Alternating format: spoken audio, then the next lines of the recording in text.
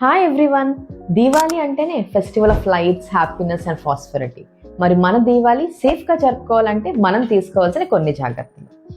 ముఖ్యంగా కాటన్ దుస్తుల్ని ధరిద్దాం అండ్ పాదం కంప్లీట్గా కవర్ అయ్యే ఫుట్వేర్ వేసుకోండి.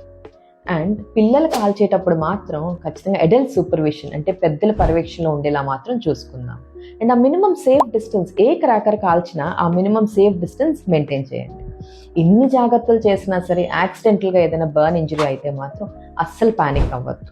మీ దగ్గరలో ఉన్న రన్నింగ్ వాటర్లో కానీ ఆ కాలిన గాయాన్ని ఒక 10 to 15 minutes పాటు సోక్ చేయండి. అండ్ క్లీన్ కాటన్ క్లాత్తో ర్యాప్ చేయండి. లేదు మన దగ్గర ఏమైనా యాంటీసెప్టిక్ క్రీమ్ ఉంటే అప్లై చేసుకోవచ్చు. అంతే తప్ప ఐస్ వాటర్ కానీ ఐస్ ప్యాక్ని కానీ పెట్టడం మాత్రం అస్సలు చేయొద్దు. దీనివల్ల బర్న్స్ యొక్క సివియారిటీ పెరుగుతుంది. అండ్ ఇంట్లో ఉన్న టూత్ పేస్ట్ లేదా ఆయిల్ అప్లై చేయడం మాత్రం అస్సలు చేయొద్దు.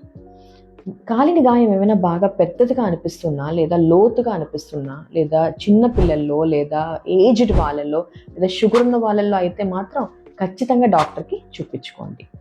I wish you all a happy and safe Diwali. Thank you.